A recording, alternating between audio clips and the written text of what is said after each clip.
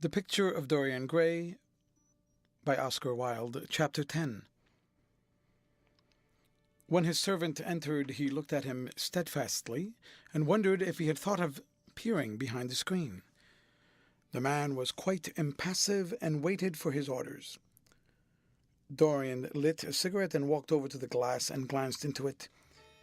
He could see the reflection of Victor's face perfectly. It was like a placid mask of servility. There was nothing to be afraid of there, yet he thought it best to be on his guard. Speaking very slowly, he told him to tell the housekeeper that he wanted to see her, and then to go to the frame maker and ask him to send 2 of his men round at once. It seemed to him that as the man left the room, his eyes wandered in the direction of the screen. Or was that merely his own fancy? After a few moments, in her black silk dress with old-fashioned thread mittens on her wrinkled hands, Mrs. Leaf bustled into the library. He asked her for the key of the schoolroom. "The old schoolroom, Mr. Dorian," she exclaimed. "Why, it is full of dust. I must get it arranged and put straight before you go into it. It's not fit for you to see, sir. It is not, indeed." "I don't want it put straight, Leaf. I only want the key." "Well, sir, you'll be covered with cobwebs if you go into it. Why, it hasn't been opened for nearly 5 years. Not since his lordship died." He winced at the mention of his grandfather. He had hateful memories of him. "That does not matter," he answered. "I simply want to see the place, that is all. Give me the key." "And here is the key, sir," said the old lady, going over the contents of her bunch with tremulously uncertain hands. "Here is the key. I'll have it off the bunch in a moment. But you don't think of living up there, sir, and you so comfortable here?" No, he cried petulantly. "Thank you, Leaf, that will do." She lingered for a few moments and was garrulous over some detail of the household. He sighed and told her to manage things as she thought best. She left the room wreathed in smiles. As the door closed, Dorian put the key in his pocket and looked around the room. His eye fell on a large purple satin coverlet, heavily embroidered with gold, a splendid piece of late 17th century Venetian work that his grandfather had found in a convent near Bologna. Yes, that would serve to wrap the dreadful thing in. It had perhaps served often as a pall for the dead, and now it was to hide something that had a corruption of its own, worse than the corruption of death itself, something that would breed horrors and yet would never die. What the worm was to the corpse, his sins would be to the painted image on the canvas. They would mar its beauty and eat away its grace. They would defile it and make it shameful, and yet the thing would still live on. It would always be alive. He shuddered, and for a moment he regretted that he had not told Basil the true reason why he had wished to hide the picture away. Basil would have helped him to resist Lord Henry's influence, and the still more poisonous influences that came from his own temperament.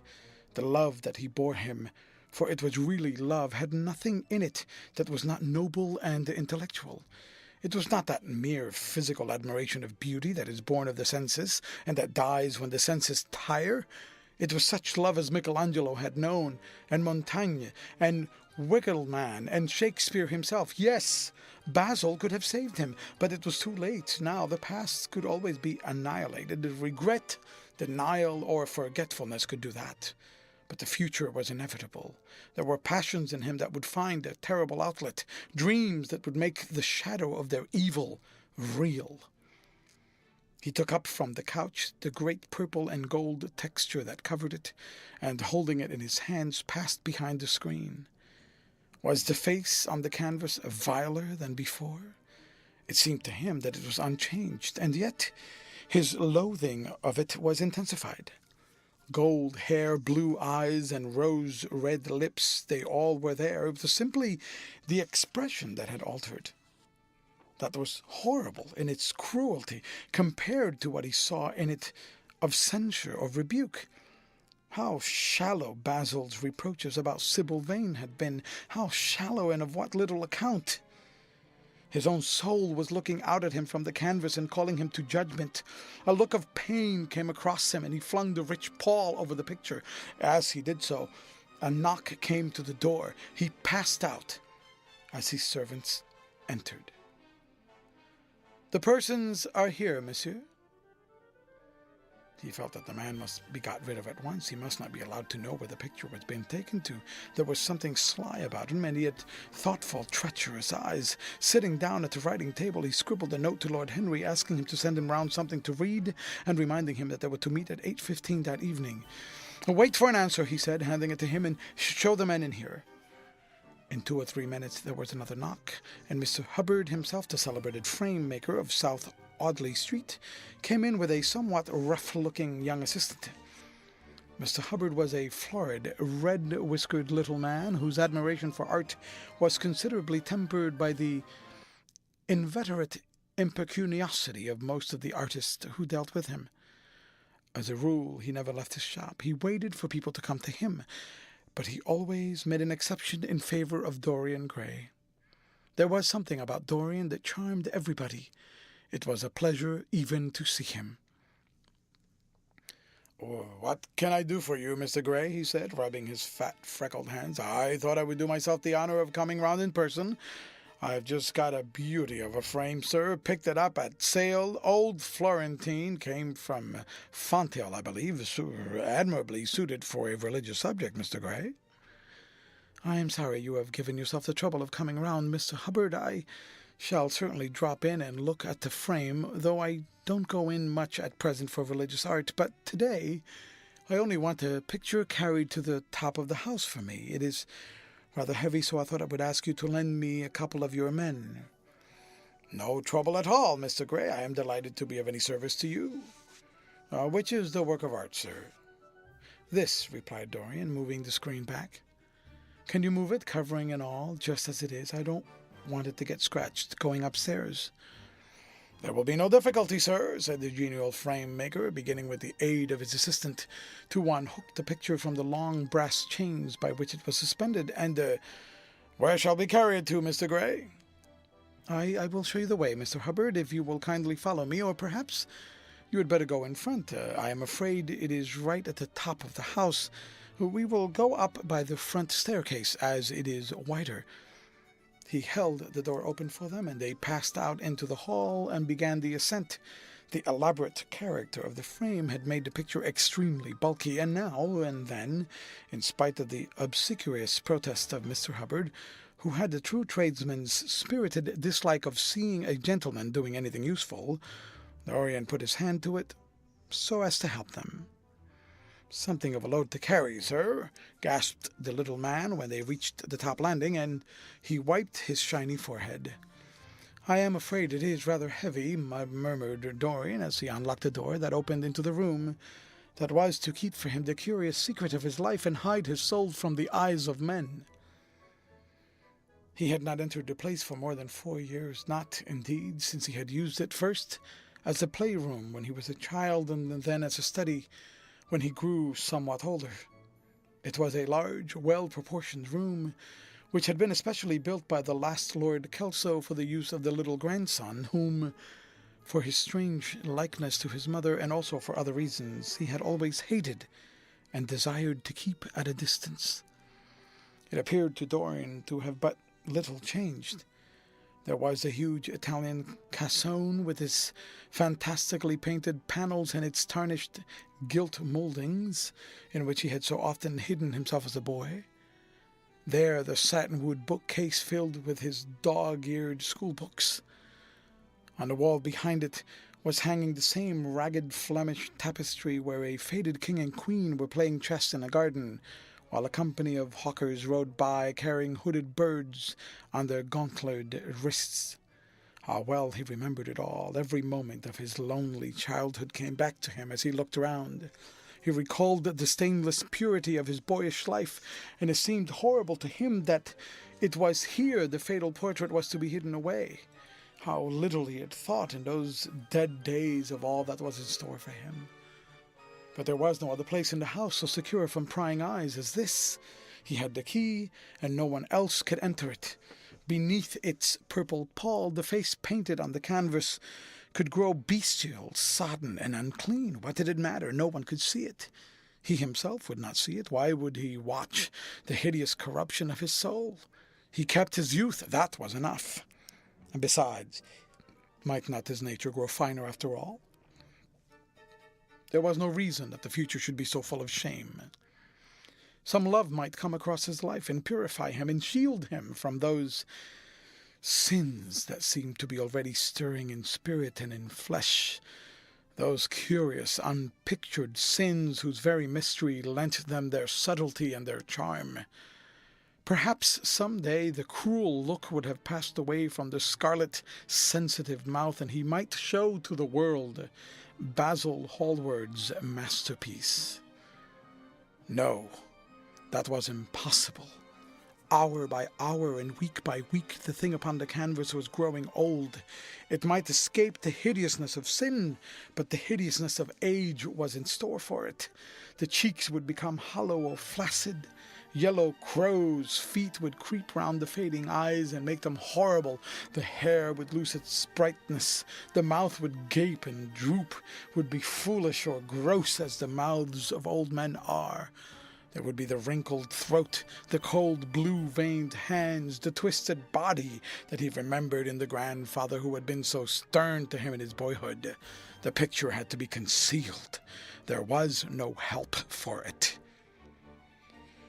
"Bring it in, Mr. Hubbard, please," he said, wearily turning round. "I am sorry I kept you so long. I was thinking of something else."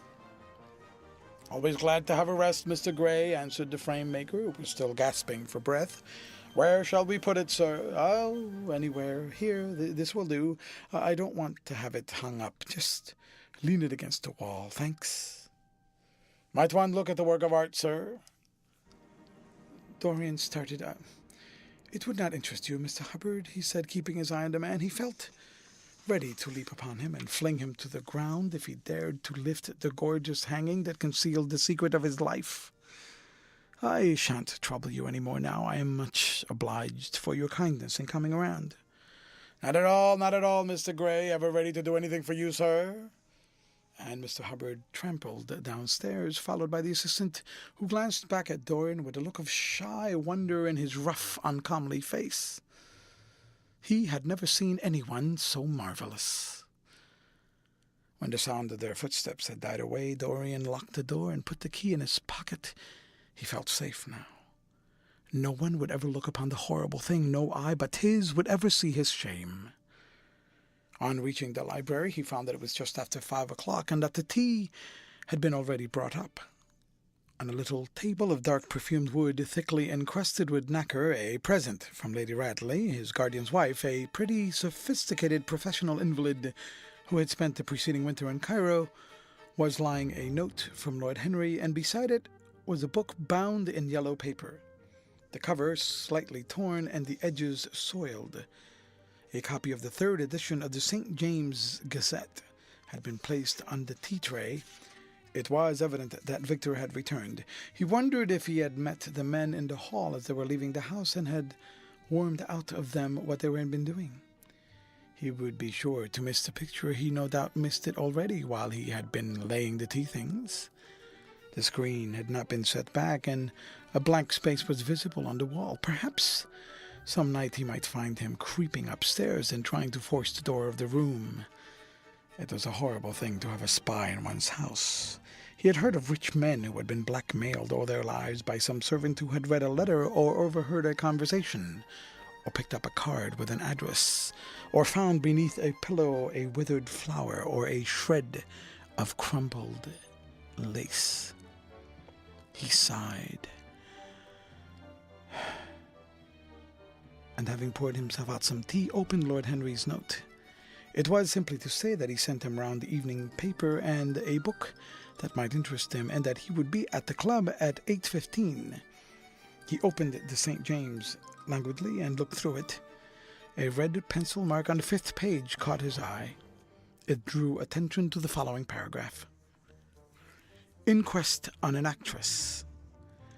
An inquest was held this morning at the Bell Tavern, Hoxton Road, by Mr. Danby, the district coroner, on the body of Sybil Vane, a young actress recently engaged at the Royal Theatre, Holborn. A verdict of death by misadventure was returned. Considerable sympathy was expressed for the mother of the deceased, who was greatly affected during the giving of her own evidence, and that of Dr. Birrell, who had made a post-mortem examination of the deceased. He frowned, and tearing the paper in two, went across the room and flung the pieces away. How ugly it all was, and how horribly real ugliness made things. He felt a little annoyed with Lord Henry for having sent him the report, and it was certainly stupid of him to have marked it with red pencil. Victor might have read it. The man knew more than enough English for that. Perhaps he had read it and begun to suspect something, and yet what did it matter? What had Dorian Gray had to do with Sybil Vane's death? There was nothing to fear. Dorian Gray had not killed her. His eye fell on the yellow book that Lord Henry had sent him. What was it? He wondered. He went toward the little pearl-coloured octagonal stand that had always looked to him like the work of some strange Egyptian bees that brought in silver, and, taking up the volume, flung himself into an armchair and began to turn the leaves. After a few minutes he became absorbed. It was the strangest book that he had ever read. It seemed to him that in exquisite raiment and to the delicate sound of flutes, the sins of the world were passing in dumb show before him. Things that he had dimly dreamed of were suddenly made real to him. Things of which he had never dreamed were gradually revealed. It was a novel without a plot, and with only one character, being indeed simply a psychological study of a certain young Parisian who spent his life trying to realize in the 19th century all the passions and modes of thought that belonged to every century except his own, and to sum up, as it were, in himself the various moods through which the world's spirit had ever passed, loving for their mere artificiality those renunciations that men have unwisely called virtue, as much as those natural rebellions that wise men still call sin.